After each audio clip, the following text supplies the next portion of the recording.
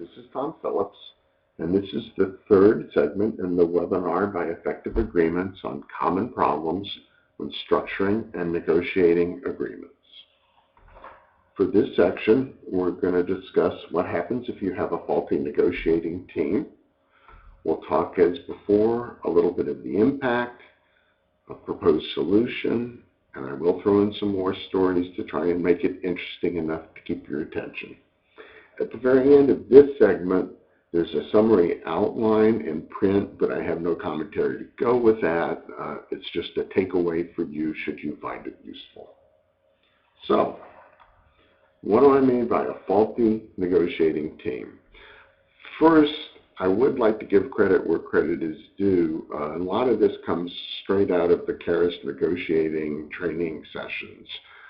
Not original to me, but still very apropos. They still fit and they still work. What I mean by a faulty negotiating team is that it's not structured properly, meaning you don't have the right number, the right mix, and the right roles of people. And we'll talk about that in the solutions, what those should be. Another problem I see so frequently is that the key parameters are not provided to the negotiating team. They need to know what they must have versus what would be nice to have. They also need to know when they can walk the deal, and I'll talk about that later. Then, what do they get? They get instructions from their management to do the best they can and to operate from their gut.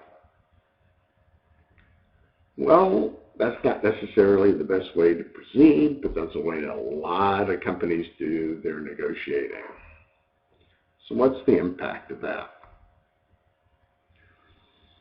One is that an unprepared team labors under an insurmountable disadvantage, especially if the other team is prepared. It's just going to work that way. If you don't have a proper team, if it hasn't done its homework, if it's just not set up right, and the other side does have a team that's done its homework and is prepared, you're going to lose in the negotiations. An incomplete team slows the process. That's another disadvantage. The whole process can slow to the point where eventually the other side gets upset and walks the deal even. But it is a problem when things slow down to an absolute crawl. And it puts the team at a disadvantage because they're always off balance. The lack of preparation also refers back to something that we had spoken about in one of the earlier sessions, which is basically more iterations and increased costs. Because they're not as well prepared, the negotiating team ends up having to iterate the agreement too many times. It has to go to the lawyer each time, and your legal costs go up, and it may go to the accountants as well. Another thing to remember that is a little more subtle, but very important, if management is part of the negotiating team, they give up the ability to agree subject to management review. What do I mean by that? Well, basically, if I'm negotiating, I have the ability when I hit a certain point to say, well, I'm going to agree to that right now, but it's only subject to management review, and I need to go back to management and see what they want to do about this. Do I always go back to management? Not necessarily. Some of the time what I wanted to do was buy time to think it through and make sure I understood what I was doing and that I was doing the right thing. And some of the time, yeah, I would go to management and say, here's the reward and here's the risk, and make your choice of what you want to do in this agreement. One of the biggest examples I can give you of this, I was involved with a group that was working on doing a OEM arrangement, I believe it was, with an Italian company. And 5 minutes before the negotiations start, the vice president in charge says, I've decided that what the agreement has to say is that they're going to sell $35 million worth of this product next year. Now, I'd done the financial analysis. I was kind of the lowest ranking representative at that time. And I said, but where did that number come from? Since it didn't reflect any of the numbers I had worked up. And he said, it just feels right in my gut. Go back to the thing I mentioned about going ahead and working from your gut. So we walk in, we start the negotiations, and one of the first things we tell the Italians is, we've decided that the target sales of that product for you guys for next year should be $35 million. And they looked at us like we were crazy. Why? Because they had done their homework, and they had analyzed the situation, and $35 million reflected more than the worldwide demand for that product for the entire year for the next year. So they thought we were crazy. They were relatively polite, but as soon as we left, they found another company and did the deal with them. So let's talk about a solution. The way that a negotiation team should be structured is really very simple. Now, this excludes the attorneys. You need attorneys for whatever areas you're covering, perhaps. If it's very heavy intellectual property, you may want an intellectual property attorney right there in the room negotiating with you. But putting attorneys aside, you need 3 people, one of whom has the job of negotiating, and that should be the only person, and here I'm including the attorneys, that speaks for your side. Nobody else talks, because if you start, pretty soon you're going to end up with 2 people on your team arguing with each other, and that's about the worst thing you can possibly do in a negotiation. Second person should do nothing but listen. That person is free to consider and advise the negotiator when the time comes. They can slip a note to the person who's doing the speaking. They can speak up and say, could we take a break now? We need to caucus, and then go through what they've seen or heard. And then finally, you have one person just to take notes. Then, every member of the team must actually have read the agreement at least about 3 times. One time for general knowledge, one time they can focus on the detailed points, the liabilities and the indemnifications and all those sorts of things. And finally, a third time to focus on errors and omissions. So let me tell you about some examples of this, and how it really should work. There was one time I was in Holland, and we were talking about the potential sale of the company for which I worked to a Dutch company. So this was pretty serious. I was the lowest person on the totem pole, so of course my job was to turn the slides. That was back in the good old days when you used transparencies. And after about 2-3 hours of negotiations, all of a sudden, the head of the other team, the Dutch team, started a pretty strong argument with the CFO of our company. And it became a little more heated as time went on, and the disagreement was about inventory turns. The inventory turns are a very good measure of how fast the inventory is moving through the company. The faster it's moving through means the more you're selling of that equipment, but it also means you don't have a problem with that equipment, so people aren't buying it. And it means you're doing an efficient job of buying it when you need it, so that you're not building up an inventory and having the carrying costs of that.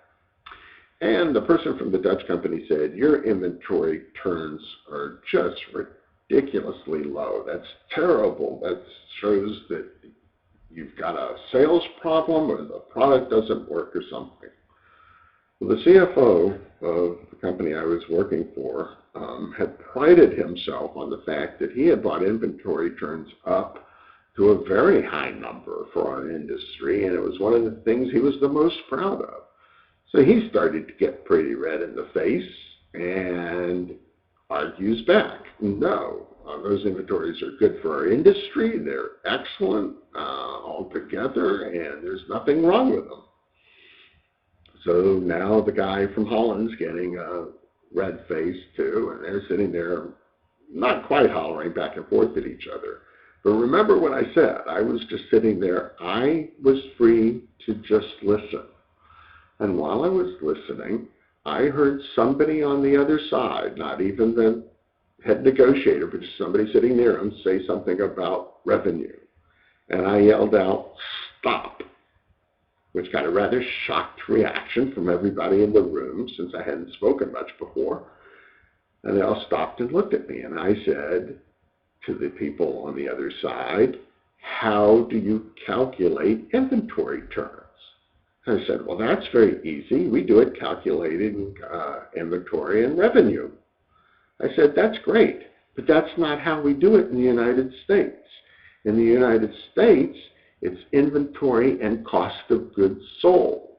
In order to make those numbers comparable, you need to take our numbers and double them." At which point they said, "Oh, well, then your inventory turns are very good and we should go on."